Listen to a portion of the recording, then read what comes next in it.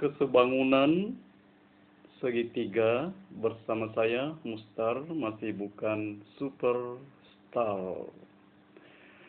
Dua buah segitiga dikatakan sebangun jika satu, sisi-sisi yang bersesuaian perbandingannya sama, atau sudut-sudut yang bersesuaian besarnya sama. Perhatikan baik-baik nih, di sini ada kata-kata atau, artinya salah satu dari kedua syarat ini dipenuhi, berarti kedua segitiga itu sebangun. Beda kalau bangun datar segi 4, segi 5, dan seterusnya. Di sini memakai kata-kata dan. Oke, kita lihat bagaimana syarat yang pertama, yaitu sisi-sisi yang bersesuaian perbandingannya sama. Perhatikan segitiga ABC dan segitiga DEF dengan ukuran masing-masing. Ukuran sisi masing-masing. AB panjangnya 4 dan DE panjangnya 8. Nampak bahwa AB dan DE itu sebetulnya bersesuaian ya. Bersesuaian itu dalam bahasa sederhananya kira-kira panjangnya sama atau ukurannya, panjangnya mirip-mirip lah, panjang sama panjang, pendek sama pendek, atau sedang dengan sedang berpasangan. Nah, kalau dibandingkan AB per DE, AB itu panjangnya 4, sementara DE panjangnya 8. Disederhanain, masing-masing bagi 4, dapat 1/2. Ini perbandingan sisi yang pertama. Kemudian perbandingan sisi yang kedua, AC bersesuaian dengan DE. Jadi perbandingannya kita tulis AC per DF, AC panjangnya 3, DF panjangnya 6, 3/6 disederhanain menjadi 1/2. Dan perbandingan yang ketiga, yang terakhir, BC ini dengan EF. BC per EF sama dengan 5/10 atau 1/2 juga. Inilah yang namanya perbandingan sisi yang bersesuaian sama. Dalam contoh ini, perbandingannya sama-sama 1/2.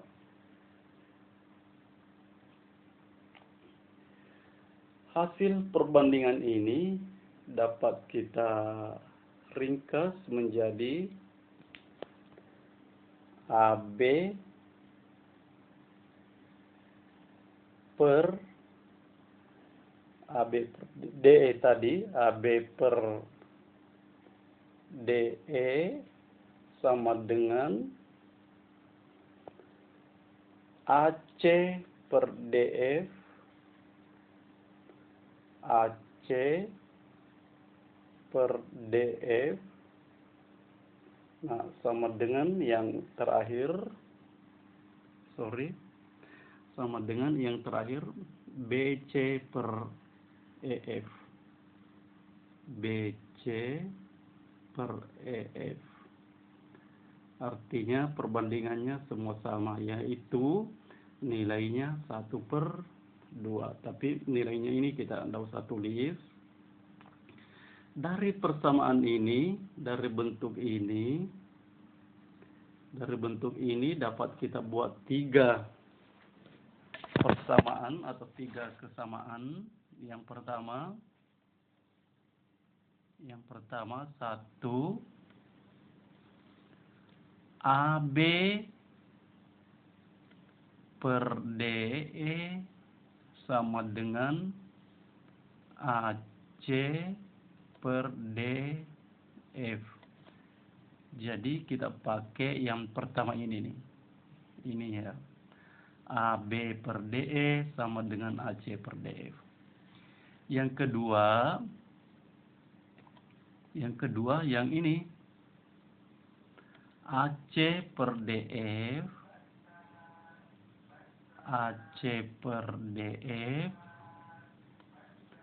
sama dengan BC per EF. Dan perbandingan yang ketiga, AB per DE sama dengan BC per EF. Yang ketiga, AB per DE sama dengan BC per EF. Nah, nanti yang mana yang mau dipakai kalau ada soal tergantung sisi yang mana diketahui dan yang mana ditanyakan. Nah, sekarang kita pindah ke sudut-sudut yang bersesuaian. Yang bersesuaian itu kalau misalnya pada segitiga ABC yang paling besar sudut B, dan pada segitiga DEF yang paling besar sudut D, berarti sudut B ini bersesuaian dengan sudut D.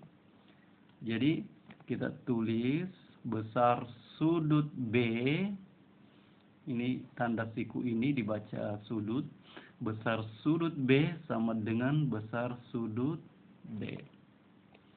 Kemudian besar sudut C sama besar dengan sudut E. Besar sudut C sama dengan besar sudut E.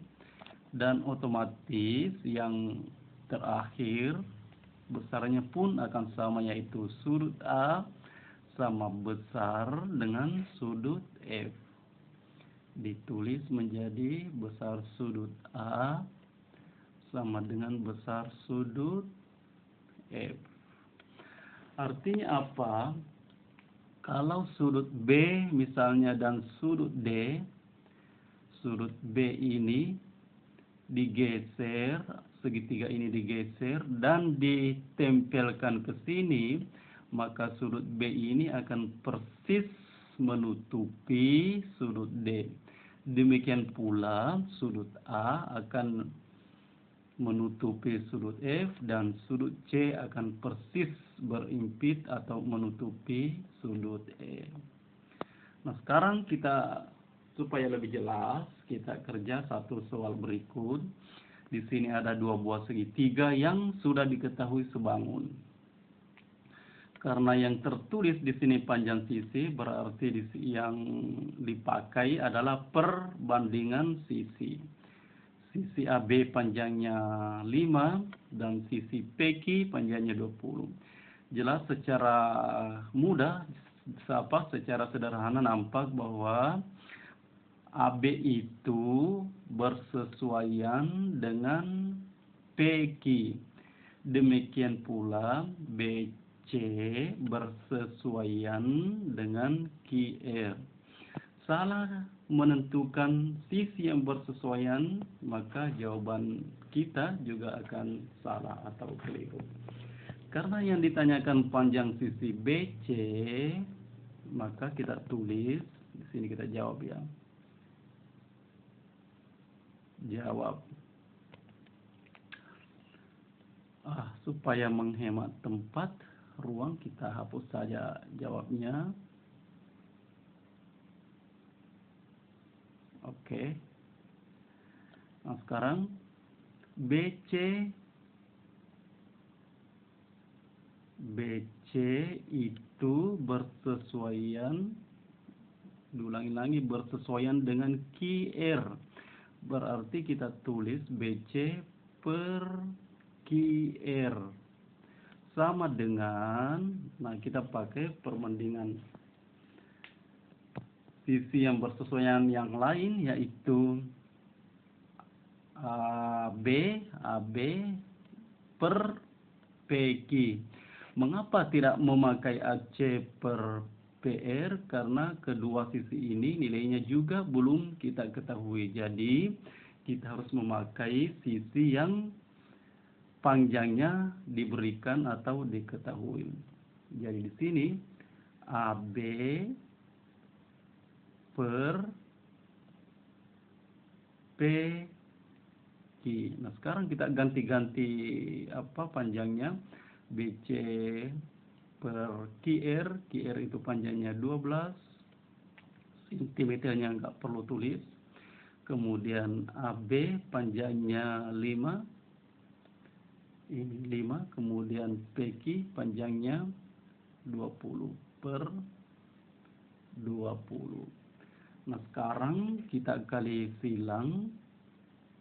Kali silang itu 12 dikali silang ke sini ya. Jadi pernya di bawah di sini sudah kosong, nggak ada di sini ya.